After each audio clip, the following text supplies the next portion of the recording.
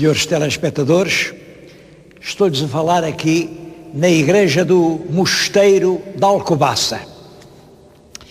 E vim hoje aqui porque este ano de 2005, completam-se 650 anos que se deu em Portugal um caso triste. O nosso Camões até dizia assim: o caso triste e digno da memória que de sepulcro os homens desenterra, aconteceu da mísera e mesquinha que depois de ser morta foi rainha. Devo dizer que esta expressão camoniana, mísera e mesquinha, já tem sido mal entendida. Olha, ainda há dias ouvi uma pessoa a comentar e a dizer: bom, isto de ele chamar mísera e mesquinha era como se chamar uma mulher miserável e de mau porte. Não é nada disso, não é absolutamente nada disso. Mísera e mesquinha quer só dizer infeliz. Inês de Castro era uma grande figura na nobreza das Espanhas. Inês de Castro era uma mulher de sangue real. Embora por via bastarda, ela descendia do grande rei Sancho IV de Castela. Era bisneta dele, mas isso era muito importante, era uma grande figura, e filha de fidalgos poderosíssimos. Era quase uma rainha, não julguem que era uma miserável qualquer. Camões chama-lhe mísera e mesquinha para dizer isto: coitada, infeliz, desgraçada, aquela mulher tão nobre e tão bela, que acabou por ter uma morte tão triste. Estão agora a comemorar estes 6 séculos e meio sobre a sua morte, e eu ainda há dias ouvi um discurso de uma pessoa responsável que dizia que Inês de Castro foi uma grande figura da história nacional, que teve mesmo uma projeção mundial, é dos grandes vultos da história. Não é nada disso, não é nada disso. Olhem, um grande professor de Coimbra fazia este comentário: por este caminho não tarda nada, ainda a canonizam. Não é a figura de Inês que dá qualquer relevo ao acontecimento. É o drama de um príncipe fortemente, completamente apaixonado por uma mulher. Em virtude dessa paixão, é envolvido em posições políticas que são perigosas para o país, e o rei pensa que quem está a ter influência sobre o ânimo do filho é realmente Dona Inês de Castro. E por isso o rei, para defender a paz ibérica, para impedir que o seu príncipe herdeiro se ponha à frente da revolta dos nobres espanhóis contra o rei de Castela, o rei Pedro Cruel, o rei manda matar Inês de Castro. Inês de Castro morre numa série de acontecimentos políticos infelizes. É claro que quem não aceitou isso foi o príncipe apaixonado. Esse é o grande desvario. O príncipe, quando sobe ao trono, aliás 3 anos depois de subir ao trono, faz uma declaração solene de que a tinha desposado, de que ela era a sua legítima esposa. Ele legitima e adota como filhos legítimos, que realmente eram, se ele casou, eram filhos legítimos, os filhos, 3 filhos que tinha tido dela, e mandou-lhe fazer aqui, em Alcobaça, 3 soberbos túmulos. Venho aqui para lhes contar esta história, e comecei a falar-lhes nisso aqui numa capela que já era um panteão real, porque nós muitas vezes sabemos mal onde os nossos reis nasceram. Por exemplo, Dom Afonso Henriques, discute-se, foi realmente Guimarães, como tudo indica, não foi como Coimbra, como alguns pretendem, não foi Coimbra, foi Viseu, como dizia o Dr. Almeida Fernandes, que era um grande investigador. Não sabemos. Agora, onde morreram e onde estão enterrados, todos nós sabemos. Os meus reis, Afonso Henriques e Sancho I, estão em Santa Cruz de Coimbra. Porque é que eles não quiseram vir para aqui, visto que foi o Dom Afonso Henriques que mandou construir este espantoso monumento?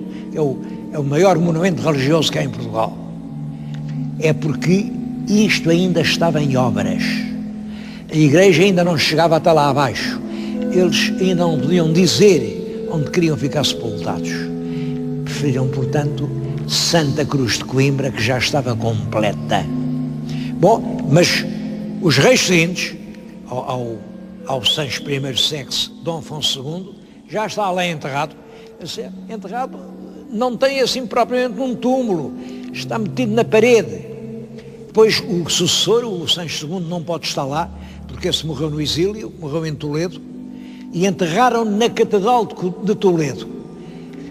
Olha, enterraram tão bem ou tão mal que nunca mais se lhe encontrou o rastro. E a gente fez esforços, andamos à procura de saber onde é que estava aquele rei de Portugal, pode trazer para cá, mas não se sabe. Até agora não apareceu.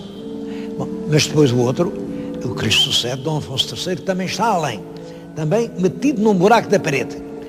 Há até uma versão, eu não sei se é verdade ou se é mentira, de que eles se enterraram aqui discretamente porque ambos morreram excomungados. Estavam excomungados, não foi levantada a excomunhão, estavam excomungados pelo Papa. Porquê? Porque havia constantes lutas de interesses. A Igreja tinha os seus bens próprios, tinha as suas leis próprias, tinha os seus interesses, e a coroa tinha interesses rigorosamente opostos.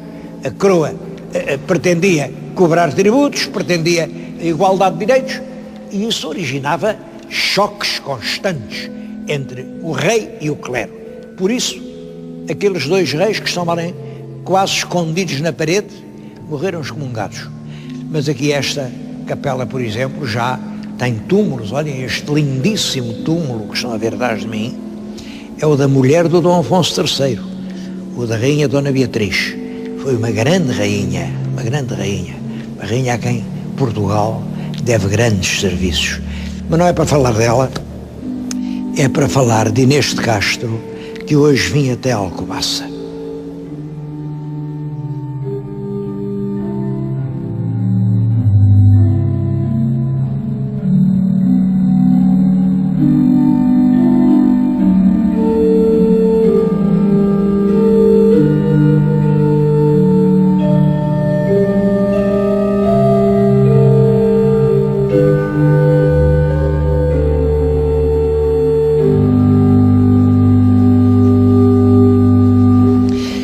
Para compreender os acontecimentos políticos que provocaram a morte de Dona Inês de Castro, é preciso ter uma ideia pelo menos aproximada, do que era a Península Ibérica, o que era, aliás, toda a Europa Ocidental, nos meados do século XIV.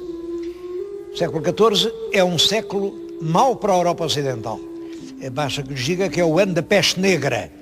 Peste negra é em 1345, 47, 48, até 50, poucos anos antes da morte de Inês de Castro.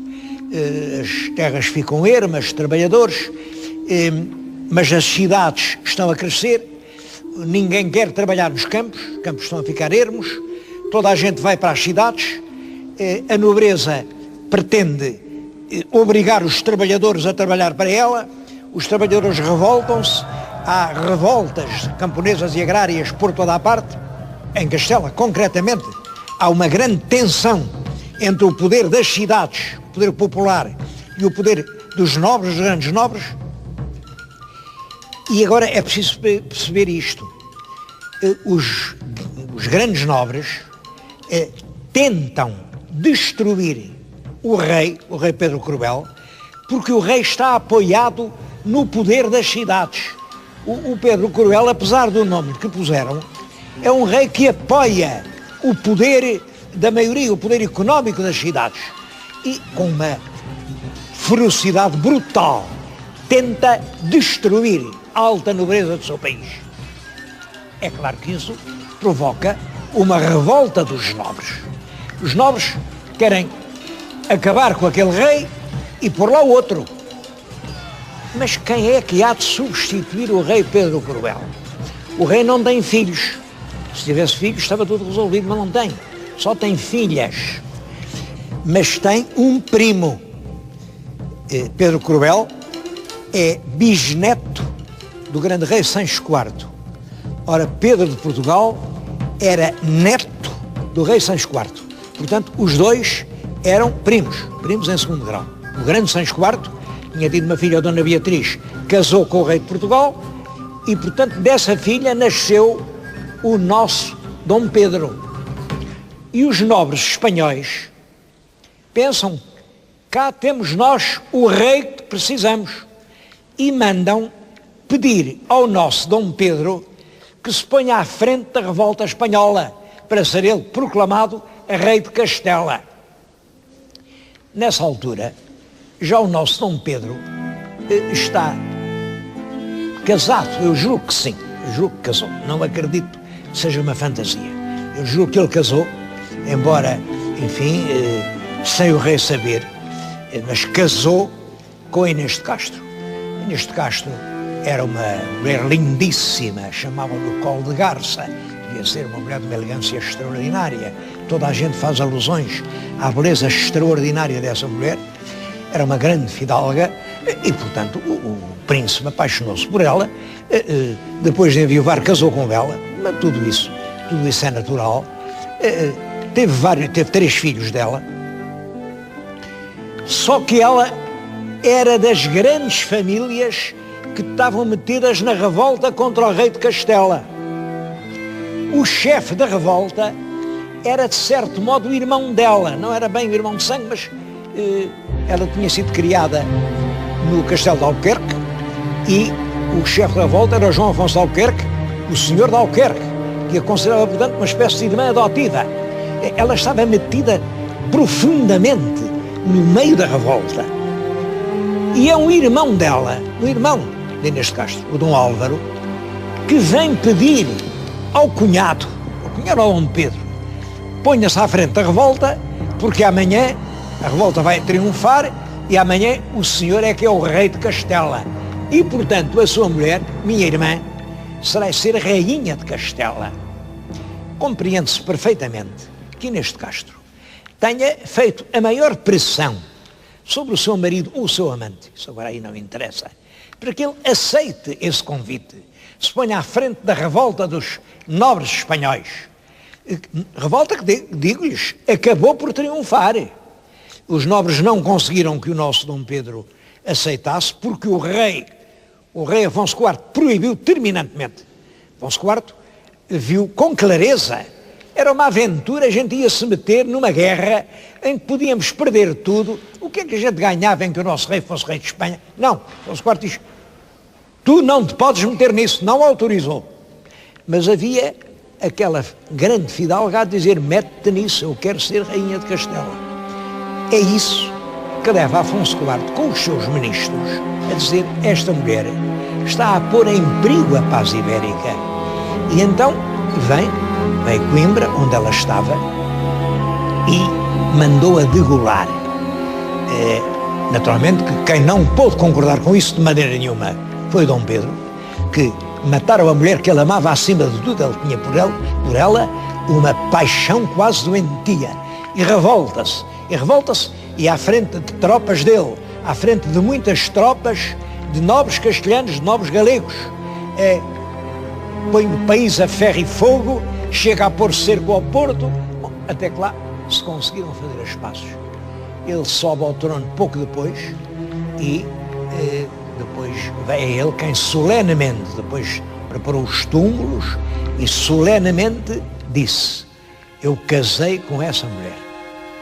Mas o sacerdote que os casou, que depois veio a ser bispo da Guarda, que é um Cabral, Frei Gil Cabral, jura com a mão sobre a Sagrada Escritura, sim, fui eu que os casei no último dia do ano na cidade de Bragança. Eu não acredito que ele jurasse falso. Essas coisas eram sérias demais, as pessoas acreditavam profundamente, não juram que era como hoje, não. E portanto, ele jurou a verdade. Estavam casados. Isso é muito importante, porque se eles estavam casados, os filhos que eles tiveram Eram filhos legítimos.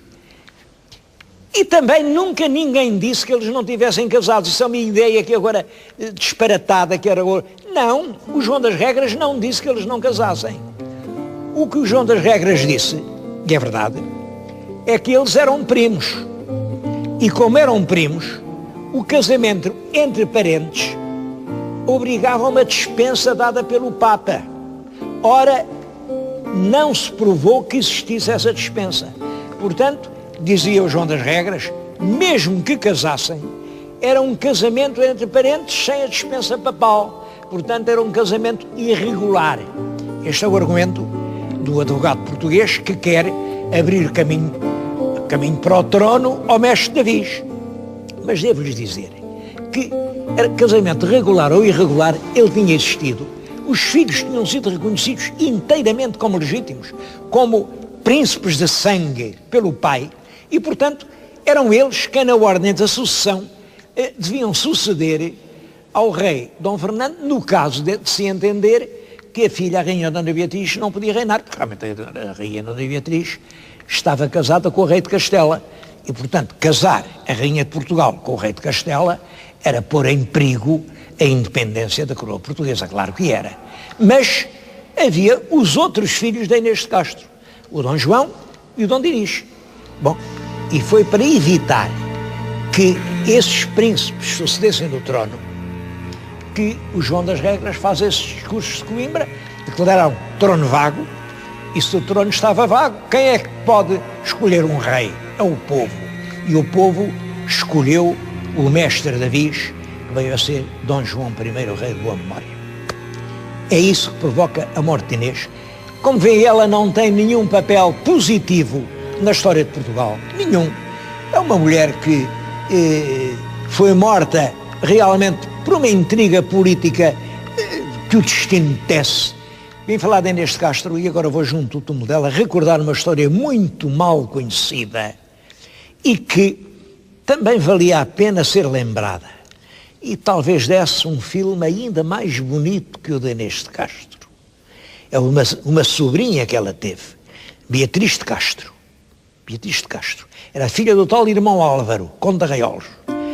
Essa história da Dona Beatriz de Castro é um dos grandes romances por escrever e um dos romances que valia a pena recordar em Portugal.